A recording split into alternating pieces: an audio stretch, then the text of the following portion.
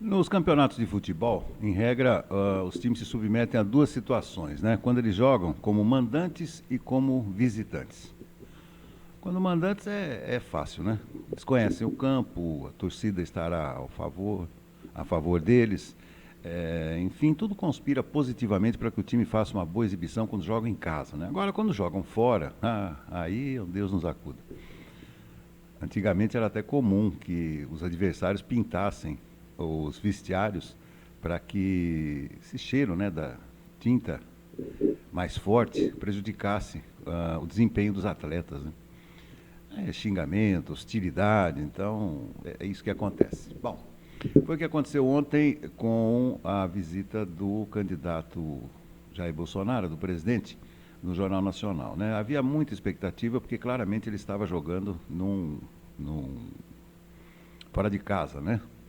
Fora do seu núcleo de apoiadores e dentro de uma emissora que declaradamente é contra o seu governo. Bom, as razões disso não interessam muito, mas o que interessa é o clima, né? A expectativa que se criou em torno dessa entrevista, que por sorteio foi a primeira.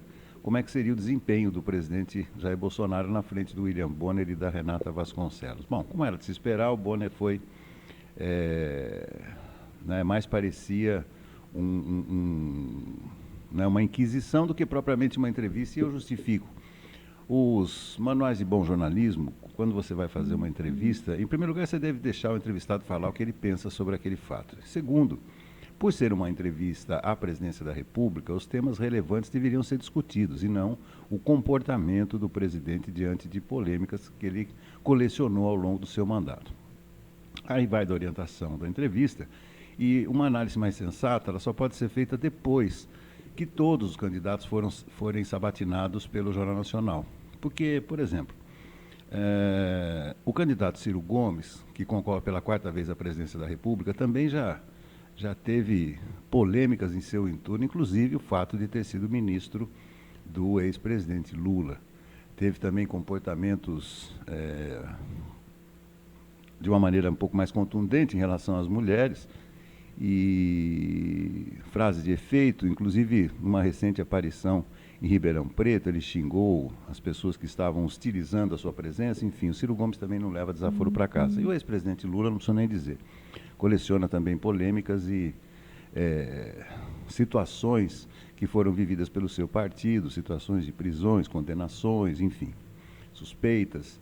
Então, é sensato que a gente tenha paciência até o final dessa semana para acompanharmos todas essas circunstâncias que cercam essas entrevistas, que mais parecem realmente uma inquisição do que propriamente uma entrevista, né? Seria bacana que a gente ouvisse dos candidatos quais são as propostas que eles pretendem fazer para o Brasil, para o bem do Brasil, e não sobre o que eles pensam de acordo com fatos que já aconteceram. Enfim, de qualquer modo, os dois lados parecem que estão comemorando hoje. Aqueles que acham que o presidente foi acuado e aqueles que entendem também que o presidente saiu bem. Isso aí depende do eleitor. Lembrando sempre que o eleitor tem a liberdade de escolha. E isso é importantíssimo, porque através desses debates, das colocações, daquilo que os candidatos falam, é que a gente pode decidir entre um ou outro nome. Essa é a verdadeira democracia.